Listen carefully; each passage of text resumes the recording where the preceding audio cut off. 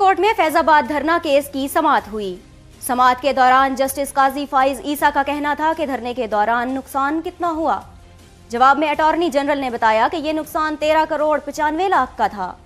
اس حوالے سے مزید تفصیلات سے آگاہ کر رہے ہیں ہم سب ٹی وی کے نمائندے مرتضی رائے۔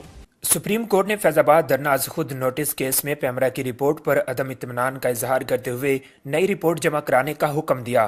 عدالت نے قرار دیا کہ ISI ونگ کا نمائندہ سوالات کے جوابات نہیں دے سکا۔ اٹارنی جنرل حساس اداروں سے بریفنگ لے کر آگاہ کریں۔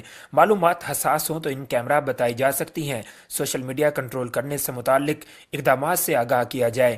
فیض آباد دھرنا از خود نوٹس کیس کی سماعت کے دوران وزارت دفاع، داخلہ اور پنجاب حکومت نے سپریم کورٹ میں رپورٹ جمع کرا دی۔ اٹارنی جنرل نے بتایا کہ دھرنے کے باعث 139 ملین روپے کا نقصان ہوا۔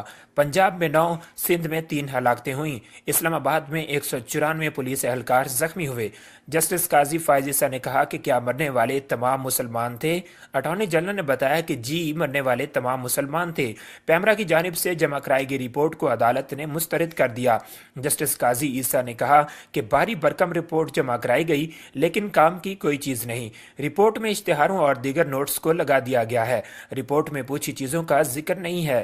پیمرا رپورٹ واپس لے اور پوچھے گئے سوال کا تفصیلی جواب دے۔ جسٹس قاضی فائز عیسیٰ نے کہا کہ کیا دونوں وزارتیں نقصان کے تخمینہ کی رپورٹ پر متفق ہیں؟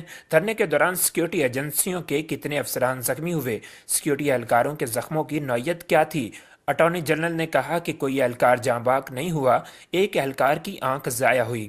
جسٹس قاضی فائز نے کہا کہ یہ مسلمانوں کا مسلمانوں پر حملہ تھا۔ اٹارنی جنرل اشتر اوصاف نے کہا کہ دھرنے سے اسلام کے تشخص کو نقصان پہنچا۔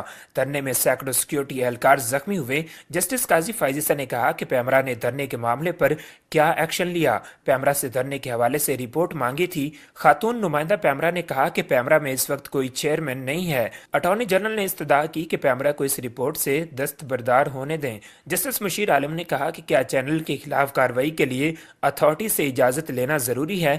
پیمرا حکام نے بتایا کہ چیئرمین کو اتھارٹی نے چینل کے خلاف کارروائی کا اختیار دے رکھا ہے۔ جسٹس قاضی فائز عیسیٰ نے کہا کہ یہ پیغام نہیں دینا چاہتے کہ ہم کسی کے خلاف کارروائی کر رہے ہیں۔ اگر یہی کرنا ہے تو قانون کو ختم کر دیں۔ اٹارنی جنرل نے کہا کہ قانون میں پیمرا کو کارروائی کا مکمل اختیار اور طریقہ کار دیا گیا ہے۔ سپریم کورٹ نے افتخار گیلانی کی دھرنا کیس میں فریق بننے کی درخواست مسترد کر دی۔ عدالت نے فیض آباد دھرنا کیس کی سماعت فروری کے پہلے ہفتے تک ملتوی کر دی۔ مرتضی رائے، ہم سب ٹی وی، اسلام آباد۔